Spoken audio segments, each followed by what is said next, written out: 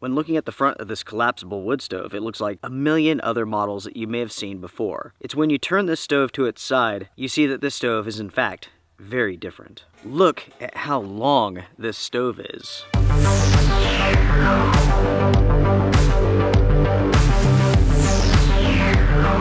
This, my friends, is the SKYEMAC long wood burning collapsible stove. I came across this a few weeks back, and right off the bat, I thought it was very interesting looking. When I first saw this, I actually had a good laugh at it because I thought it looked ridiculous. But I was thinking, you know, maybe there's like a dual purpose for this stove. You can heat on it, you can cook on it, you could use it as a fire pit.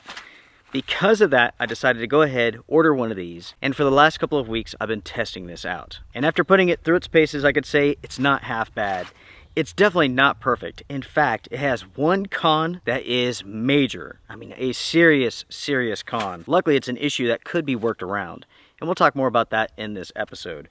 For now, let's take a close look at it, and I'll show you what's included if you purchase this stove. If you decide to purchase one of these stoves, this is what you're going to receive. So first off, you get the storage bag. This is a polyester, rather nice quality actually. You have SKYEMAC down at the bottom in fake leather, and you have a Velcro top.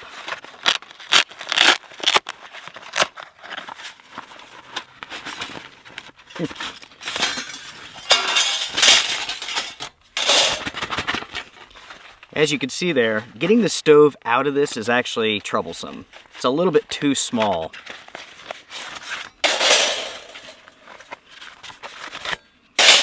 But in the end, it does work. I have some tin foil, and I'll explain what this is for in just a bit. And here we have the stove. Making up the stove, you have 5 components. 2 sidewalls, a back, a front, a bottom, and you have 2 support bars. Additionally, you receive 2 other items, some hemp fire starter and a pocket bellows. Putting the stove together is rather easy. You start with a front or back piece and a side piece. And basically, these slide together. Just like that. Front piece, side piece, now connect another side piece. Once you have it like this, it's time to insert the bottom plate.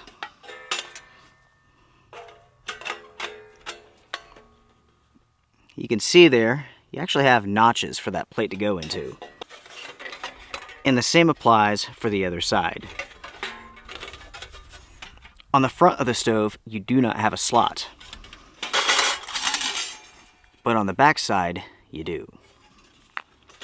From here, you take that bottom piece, you slide it in on one side, you notch it, and slide it in on the other side. And now the stove is together. Once you have the stove together, this is what it looks like. You have the front feeding port, side, back, side, back to the front. And this is the top, and this is the bottom. Then everyone, you have the support bars, and basically they sit on top of the stove crisscross. Now everyone, I'll go ahead and fire up the stove, and I also want to conduct an experiment.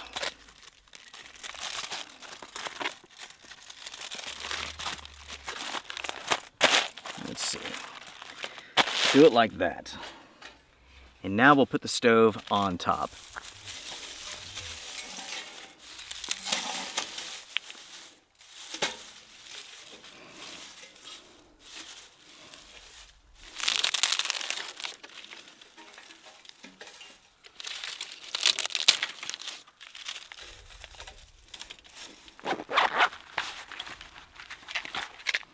Before we light up the stove, let's talk about the support bars. It's best to insert these before you get your stove going, if you plan to cook with large size pots and pans. If you plan to cook with something smaller, a small pot, small pan, I find that it's best to not insert these and to use them in a different way. And I'll show you that way in just a second.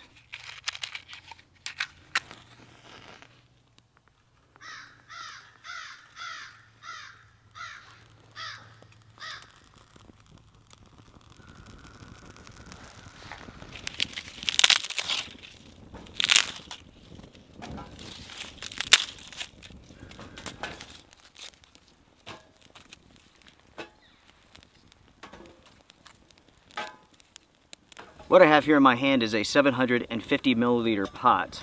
and it is simply too small for this stove. If I take one of the pot supports and set it this way, I could then put the pot on the stove and it sits perfectly. The same applies for something like a cast iron skillet.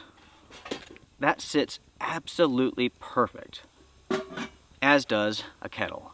If you're cooking with a very large cast iron skillet or something like that, then you really don't have to worry about these pot supports. You could put them in the X formation if you want to, or not use them at all.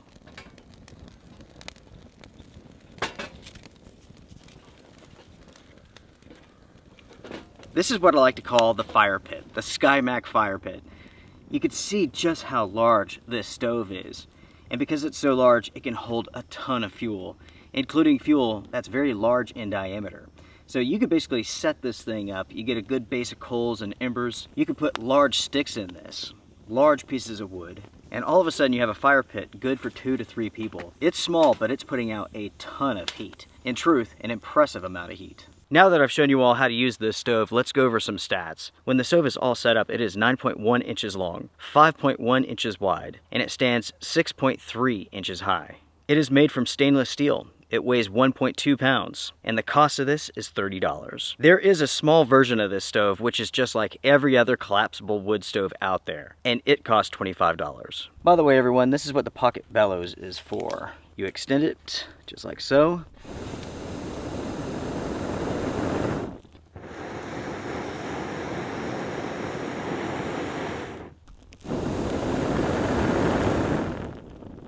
Now everyone, let's go over the pros and cons that I have for this stove, starting with the pros. To begin, this is a very large collapsible wood stove, and it holds a ton of fuel. Because of that, it can put off a ton of heat. Today it's about 50 degrees. This fire, this heat, it feels nice. In fact, I'm a few feet away from it, and I'm nice and toasty. The quality for this stove is very good. There's no sharp edges. It was made well, and you're talking about quality materials. I will say that the stainless steel is rather thin, and I was concerned about that. But after getting this stove out, using it to cook on, to boil water on, using it as a fire pit for long periods of time, hours upon hours. There has been some minor warping, but really, it's no big deal. With any stove like this, there's going to be some warping. Even after using this for a fire pit for like 5 hours, the warping has been very minimal. Overall, the weight's not bad considering the size of this stove. Because it's stainless steel, it's very sturdy. In my opinion, the price is very fair. All in all, I do like the storage bag, even though I do wish it was a little bit bigger. Once you have the stove put together, you don't have to worry about it falling apart.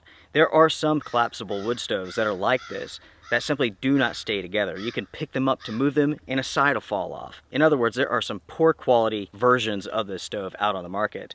But with this one here, everything's nice and tight, and once you have it together, it stays together. With this stove, there are plenty of air holes surrounding the body and also on the bottom. So getting a fire going in this, even with damp materials, is rather easy. The front feeding port is rather large and can support large pieces of wood. Another pro to this stove, because it's so large, it's easy to light. I find in general it's best to light it from 2 points, basically at each end. And from there you can use it as a stove to cook your food, you can boil water, or you can use it as a fire pit. Speaking of which, the dual functionality of this stove is very impressive. You can use it, again, cook on, boil water, or as a fire pit, and it does all of these things effortlessly. I like that versatility, especially for the price. And lastly, everyone, when it comes to the ultimate performance of this stove, it is top notch. And again, that goes back to the overall size of this stove. It's very large, it holds a lot of fuel, it puts out a lot of heat, so the overall performance is top notch. Now everyone, let's move over to the cons. So con number 1, hey now. Con number 1 is the storage bag. This is rather minor, but it is rather small. It can be difficult to get the stove into this and out of it. Again, that's a very small con.